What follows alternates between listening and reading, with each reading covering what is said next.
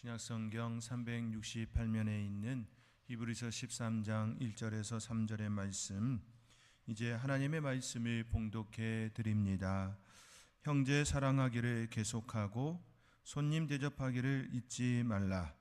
이로써 부지 중에 천사들을 대접한 이들이 있었느니라. 너희도 함께 갇힌 것 같이 갇힌 자를 생각하고 너희도 몸을 가졌은즉 학대받는 자를 생각하라. 아멘. 180주 연속 에세이 베스트셀러, 50만 부 기념 전면 개정판. 독보적 에세이스트 정영욱이 건네는 세대를 초월한 위로와 응원. 당신 잘했고 잘하고 있고 잘될 것이다. 이 책 표지 광고에 이와 같이 적혀 있는 책 한 권을 들었습니다. 궁금하여 들었습니다.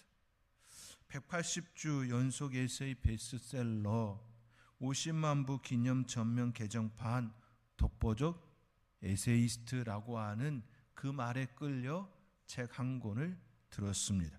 호기심에. 그리고 여러 편 에세이를 그 자리에서 읽었습니다. 참 글을 예쁘게 잘 쓴다. 참 예쁘게 글을 잘 쓴다. 그런 마음이 저의 마음속에 일어났습니다. 정영욱 작가가 독자들의 건네낸 글을 소개해드리며 오늘의 말씀을 열어봅니다. 글의 소제목은 누군가의 빛이자 누군가의 바다인 당신에게. 이렇게 의미 없이 살다가 죽으면 누가 나를 알아주고 아파해 줄까 생각하는 당신에게.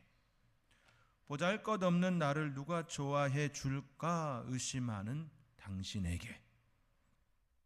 제대로 하는 것 하나 없다며 자책하고 조급해하는 당신에게.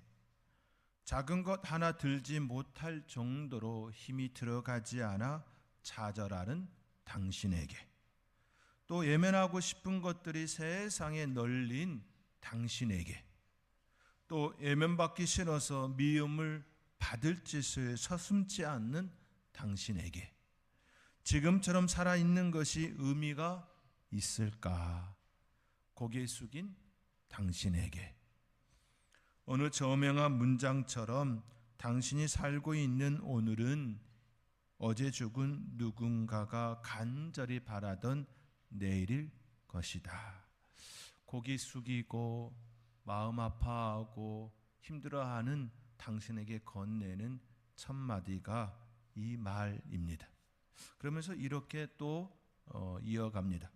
부정을 대적하여 기필코 살아내며 삶의 파도를 심히 두려워 말 것. 누군가의 긍정이자 누군가의 걱정일 당신이기에. 저는 이 말에 참 마음에 공감이 가더라고요. 똑같은 인물이지만 누군가에게는 걱정이 되기도 하고 누군가에게는 또 힘이 되어지기도 한 것이 바로 우리이지요. 자녀들을 볼 때에 두 가지 마음이 일어나지 않습니까? 그 아이를 보면서 희망이 보이기도 하고 걱정이 되기도 하고. 그러면서 이렇게 기록을 합니다. 부모의 바다이자 친구의 여행이자 연인의 빛을 당신이기에. 저는 친구의 여행이라는 말에 참 마음이 끌리더라고요. 그러고 보니 오랫동안 사귀고 우정을 나누었던 그 친구는 내 여행이더라고요. 많은 것들이 기록이 되어 있더라고요. 참 그렇지라고 하는 그 마음이었습니다. 그런 상황 속에서도 좌절하지 않으며 무던히 발돋움을 할 때, 밑바닥이라 엎드려 울고 있다가도 숨 좀 쉬자며 구태여 발버둥 칠 때, 절망을 마주하지 않고 긴 동굴을 헤엄쳐 나아갈 때, 그렇게 당신에게 철저한 오한이자 미열이며 부스러기 같은 날들이 모여 누군가 사랑스러운 당신이라 부르기도 한다는 것을 잊지 말 것. 자랑스러운 사람이라 여긴다는 것을 기억할 것. 그럼에도 두려움이나 무기력함에서 벗어날 수 없을 것 같은 날엔 기억할 것. 여기 당신을 모르는 사람이 당신을 애타게 응원하고 있다. 그렇죠? 여러분을 위하여 누군가가 애타게 응원하고 있는 이가 있습니다. 새벽에 간절히 기도하는 목사의 기도도 있고요. 장로님들의 간절한 그 마음도 있습니다. 또 권사님들이, 지사님들이 하나님의 은혜를 부르짖으며 성도의 아픔을 하나님 헤아려 달라고 기도하는 기도도 있습니다. 누군가에게 빚지자 바다인 당신이기에 또 누군가의 미래이자 기억하고 싶은 과거일 당신이기에 삶은 누구도 대신 살아줄 수 없기에 철저히 당신이 살아내기를 바라며 이 책을 읽는 이들이 꼭 스스로의 자랑이 되기를 바라며 이렇게 끝을 맺으며 우리에게 여운을 주고 있습니다. 정영욱 작가는 미지의 독자에게 이와 같은 이야기를 건네며 응원의 메시지를 던집니다. 그의 또 다른 글, 아주 짧은 글 하나를 더 소개해 드립니다. 제목은 내가 나를 좋아해 줄 시기입니다. 생각해 본다. 누군가를 열병 앓듯이 좋아했던 마음으로 나는 나를 좋아해 준 적 있을까? 젊었을 때에 한때 사랑의 열병을 앓은 적 있으시지요? 남녀 간에 그 사랑의 열병 말입니다. 저도 젊었을 때에 사랑의 열병을 앓은 적이 있습니다. 한 주간 깡끙 앓았던 그 기억이 있습니다. 그러고 보면서 이 말에 대하여 참 공감이 갔습니다. 누군가를 열병 앓듯이 좋아했던 마음으로 나는 나를 좋아해 준 적 있을까? 상대방에 대하여 그렇게 사랑의 열병을 앓은 것처럼 내가 내 자신을 위하여 그렇게 좋아한 적이 있었나? 내가 나를 그렇게 바라본 적이 있었나? 그런 질문을 저에게도 던졌습니다.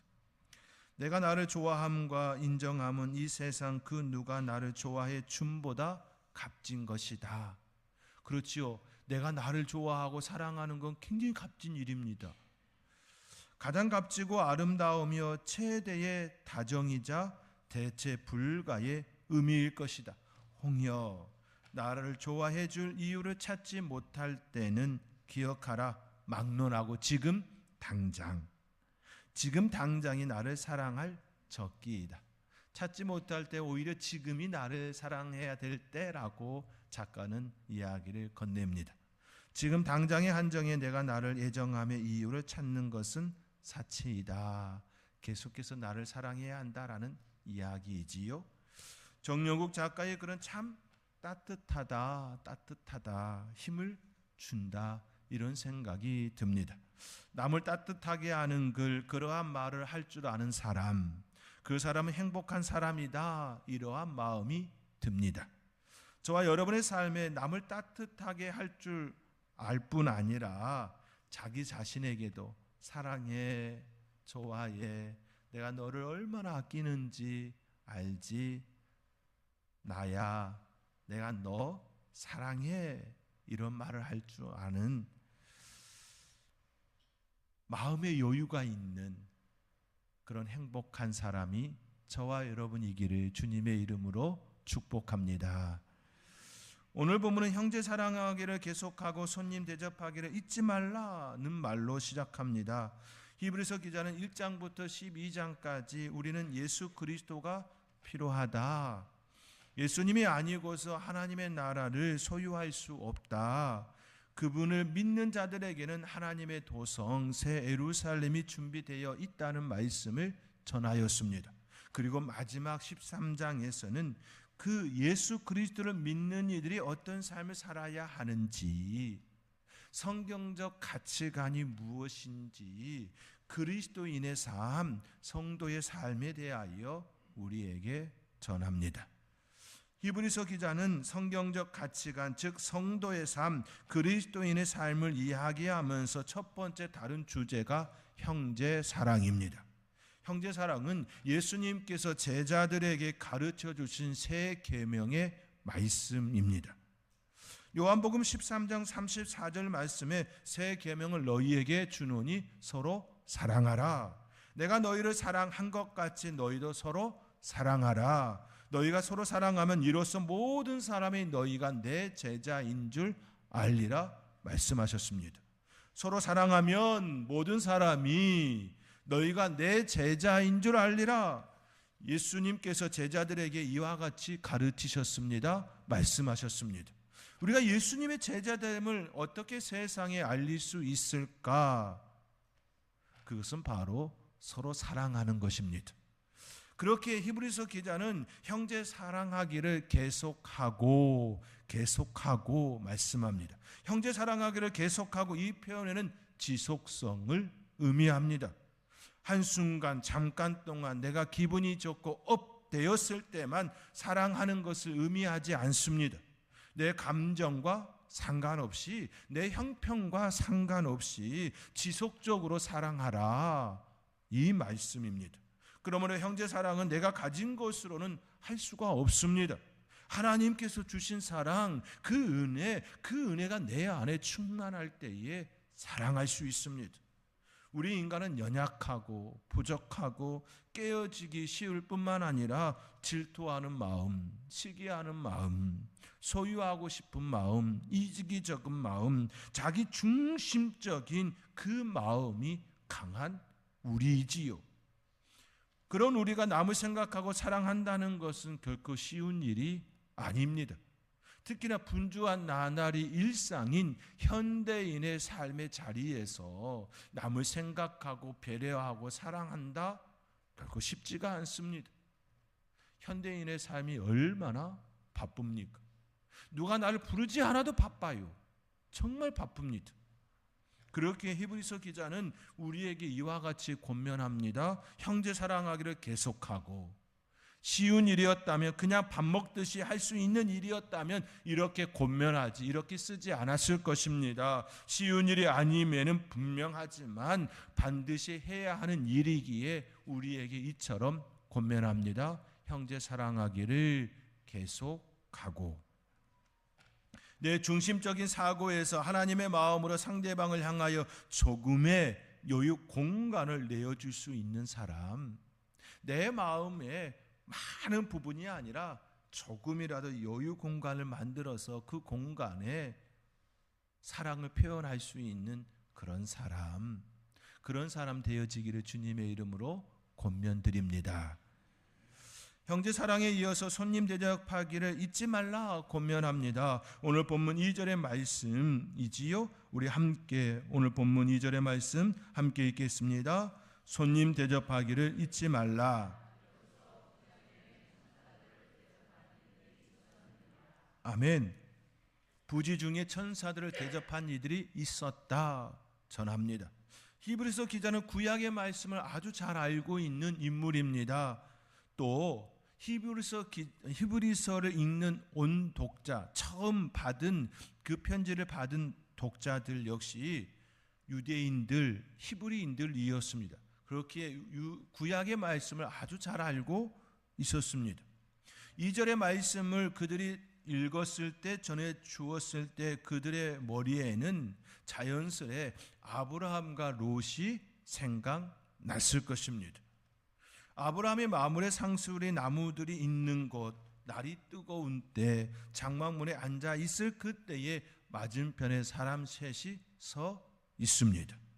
그것을 보았습니다.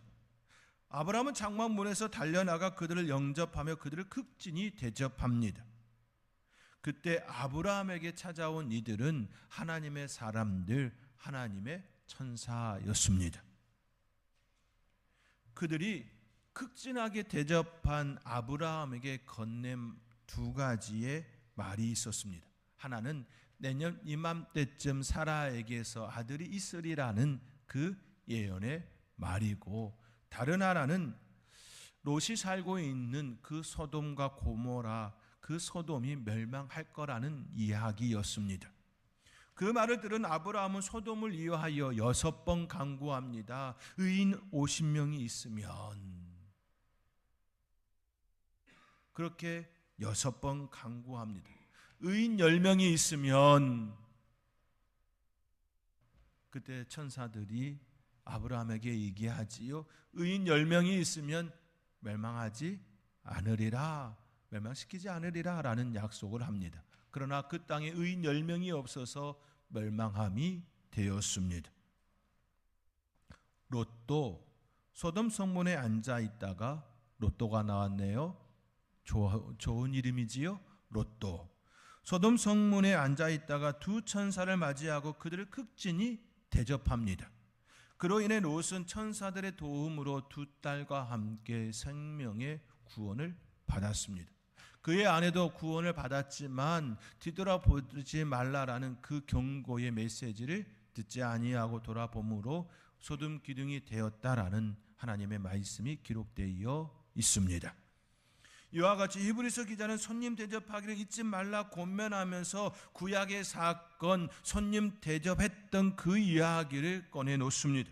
지금을 살아가는 우리들도 손님 대접하기를 잊지 말아야 합니다. 그런데 히브리서 기자가 이야기하는 그 시대의 모습이 지금과 너무 다르기에 이 말씀에 대하여 우리는 지금의 시대에 맞게 재해석의 필요가 필요합니다.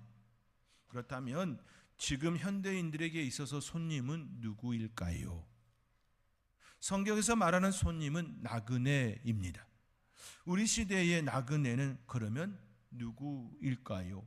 우리에게 있어서 나그네는 누구일까요? 나그네는 낯선 사람을 말할 수 있습니다. 우리 지역에 살지만 우리 지역을 낯설게 여기는 이들이 있습니다. 우선적으로 외국인들입니다. 외국인들은 자기네 나라에서 머나먼 이국 땅에 와 생활하고 있습니다. 여러 이유로 와 생활하고 있습니다. 언어도 낯설고, 생활 문화도 생활 풍습도 낯설고, 기후도 낯선 이들입니다. 동남아 사람들은 일생을 살면서 눈이라는 것을 알지 못합니다. 겨울철에 눈을 내리는 그 눈, 사진이나 영상으로 보는 눈은 차갑게 여겨지지 않지요. 참 아름답다, 예쁘다 여겨집니다. 하얀 솜과 같은 그 눈밭에 누우면 포근하게 나를 감싸줄 것만 같은 그 느낌 보입니다. 눈을 마음껏 만질 수 있는 것으로 여깁니다. 그러나 그들이 눈을 직접 만나면 춥고 차가운 느낌을 감출 수가 없습니다. 여러분은 낯선 환경에 놓인 이들이 바로 외국인들, 우리의 나그네이지요. 또한 북한 이탈 주민, 즉 탈북민을 이야기할 수 있을 겁니다. 한민족입니다. 같은 언어를 사용합니다. 그러나 자라난 환경이 다르고 사상이 다르고 문화가 다른 환경에서 자랐습니다. 이질적인 것이 있는 것이 분명 사실입니다. 그들 역시 우리에게 있어서 나그네입니다. 이외에도 나그네라 할 수 있는 이들이 참 많이 있습니다. 많이 존재합니다. 히브리서 기자는 그들을 대접하라 권면합니다. 그렇다면 그들을 어떻게 대접할 수 있을까요? 그 옛날 시절처럼 나그네가 지나가는 것도 아니고, 또 우리에게 손님으로 오시는 것도 아니고, 지금 이 시대는 개개인에게 찾아오는 그 모습은 거의 없습니다. 종종 기간을 찾아가는 일은 있지요. 개개인에게 찾아가는 일은 그리 많지가 않습니다. 1년에 한 번, 아니 10년에 한 번 그런 모습이지요. 오히려 그들을 찾아가야 합니다. 우리 교회 청년부와 중고등부가 잘하는 것 중에 하나가 있습니다. 경동원 영아들을 찾아가 선물도 전하고 마음도 전하고 그들과 함께하는 그 모습 말입니다. 바로 이와 같은 일을 해야 합니다. 시대 속에서 우리는 살아갑니다. 그 시대 속에 맡겨진 그 일을 해야 합니다. 그것이 바로 경동원과 같은 곳에 찾아가 섬기는 일이겠지요. 그러한 일이 일어나야 합니다. 이것이 지금 시대에 손님 대접하는 모습이라 말할 수 있습니다. 우리 교회는 장애인 야간 학교를 조금씩 지원하고 있습니다. 이건 역시 손님 대접하는 하나의 모습이라 말할 수 있습니다. 겨울이 되어지면 행복복지센터를 통하여 사랑의 살을 전달하지요. 그 모습도 하나의 모습이라 말할 수 있겠지요. 또 지역민들을 향하여서 사랑의 반찬 나눔이라든지 또 가위를 또 그들에게 나누는 그 모습들이 또 나그네 대접하는 그 모습이라 말할 수 있을 것입니다.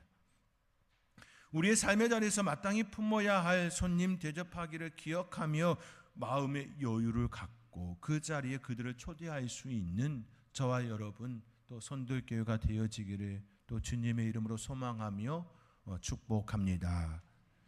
히브리서 기자는 손님 대접하기를 잊지 말라 권면한 후에 3절의 말씀과 같이 학대받는 자를 생각하라, 갇힌 자를 생각하라 우리에게 권면합니다. 우리 함께 3절의 말씀 함께 읽겠습니다. 너희도 함께 갇힌 것 같이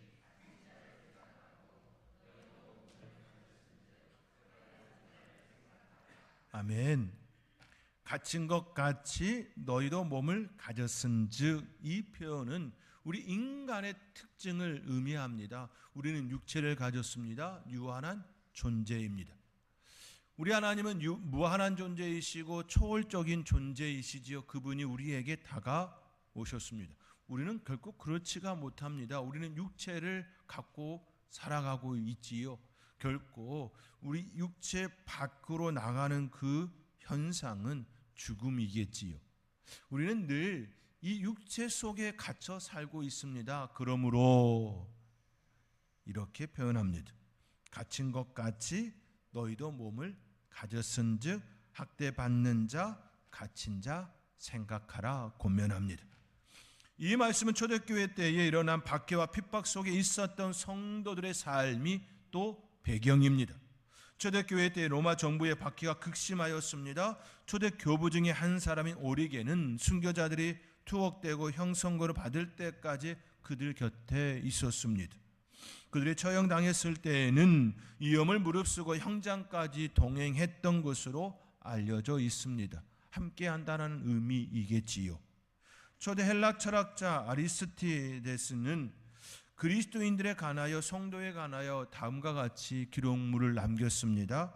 만일 동료가 그리스도로 말미암아 고난을 받는 경우 그들은 모든 수단을 써서 그 사람이 필요한 대로 온조하였다, 도왔다라는 것이지요. 돈으로 자유를 찾을 수 있다면 그의 해방을 위하여서 노력했다 기록합니다.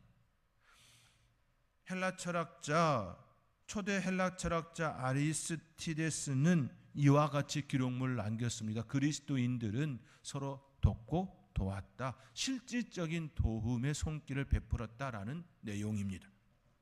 예수 그리스도로 고난당하는 이들, 핍박받고 박해받는 이들을 예면하지 말라라는 권면의 말씀입니다. 초기 한국 교회사에도 이러한 일이 많이 있었습니다. 기독교를 잘 알지 못해서 인육을 먹는 사람으로 취급받았습니다. 성찬에 대하여 오해하였지요. 예수 그리스도의 몸과 피를 받는다고 하여 그들은 잘못 이해했습니다. 그리하여 인육을 먹는 사람으로 오해하였지요. 조상을 섬기지 않는 불효자로, 절하지 않는 그러한 행위들을 대하여서 조상을 알지 못한 자라고 그렇게 취급한 바도 있습니다. 핍박받고 고난받는 자리가 성도의 자리였습니다. 그러나 지금은 또 그렇지가 않지요. 외형적으로 보면 결코 세상으로부터 핍박받고 박해받는 자리에 있지는 않습니다. 그렇지만 한국교회의 지금의 현실을 보면 더 심각한 자리에 놓여 있다라는 마음을 놓을 수가 없습니다. 기독교가 중심 사이에 들어왔지만 가학주의, 합리주의 그리고 산업 사이의 변혁에 따라 다시금 밖으로 내몰리는 현장에 있습니다. 박해를 받고 핍박을 받았던 근본적인 이유는 예수 그리스도의 마음으로 살려고, 그렇게 살려고 했기 때문이지요. 예수 그리스도께서 사셨던 그 삶의 모습으로 하나님께서 원하시고 바라시는 그 삶으로 살려다 보니 세상과 이질적인 모습이, 세상의 결과 하나님 나라의 그 결이 다르기에 부딪힘이 있었던 것이지요. 그러나 지금은 그렇지 않은 모습을 보게 됩니다. 오히려 슬픈 현실이 되었습니다. 지금은 하나님께서 원하시는 그 마음으로 살려고 하는 그 마음과 삶보다는 자신의 안위를 위해 살아가는 기독교인들이 많아졌습니다. 이것이 지금의 아픔이고 슬픈 현실입니다. 사랑하는 성도 여러분, 히브리서 기자는 독자들에게 갇힌 자를 생각하고 학대받는 자를 생각하라 권면합니다. 그러나 지금은 전혀 다른 세계관 속에 있습니다. 이 세계관 속에서 진정으로 성경적 가치관을 가지고 하나님께서 원하시고 바라시는 그 삶을 살아내는 저와 여러분이 되어지기를 소망합니다. 그 삶을 우리 하나님께서 원하시고 바라시고 지금도 여전히 그 은혜 따라 살기를 원하십니다. 그렇게 삶을 통하여 하나님의 영광이 되어지는 저와 여러분의 아름다운 삶이 되어지기를 주님의 이름으로 축원드립니다. 기도하겠습니다. 사랑의 하나님,